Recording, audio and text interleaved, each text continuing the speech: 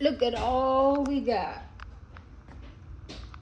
Look at all the filet we got. Thank you, Lord, for the boot and for all the blessings. Look. Now is prito time. Tapos, lalagyan ko siya ng tawag nito. Ito, ginawa nilang filet. Kasi, alam mo na, ayaw nila ng tinik-tinik ba. Ito yung sa akin na ipiprito ko rin siya. Tapos, lagyan ko siya ng ang tawag nito, gata. Try natin sa gata. Prito na may gata. Ito din. Try natin kung masarap na may gata. Kasi gusto ni Randy yung may gata. So, prituhin natin. Tapos, ibibisan natin. Lagyan natin ng gata. At meron naman akong bak choy. Ayan. So,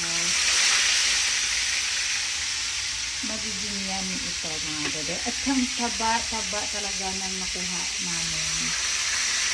Worth it naman yung binayaran namin, no? Kasi, I think nakuha namin is 8 catfish yung nabingot namin. Tapos, ang pounds, ang binayaran namin, kasama yung mga bumili kami ng Fanta, ng snack, 100 na higit. So, okay lang, worth it naman kasi naman mapunta kami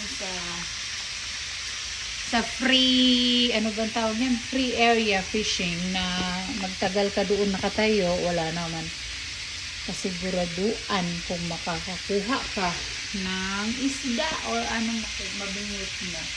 Kasi, at mainit pa din.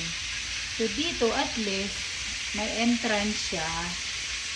$5 per person. Ayun, meron akong anong tawag na to? Bracelet. Tapos, kung ilan yung, buti nga, wala na kaming nakuha bandang ano yung pagkakuha lang namin, 8, and like 15 minutes kami nakakuha. Dalawa sa akin, I think Ethan got 3, and Randy got 4. I think we got 9. We got 9. So, yun. Matataba naman siya. Grabe ang taba. Ang lalaki ng nakuha nila Randy. Ang sa akin, baby lang yung mga nakuha ko. So, ayan. Pinirito ko na. Kasi, igigisa ko siya. Lalagyan ko ng gata. Ay, naku. Gata tayo. Gata sa gata.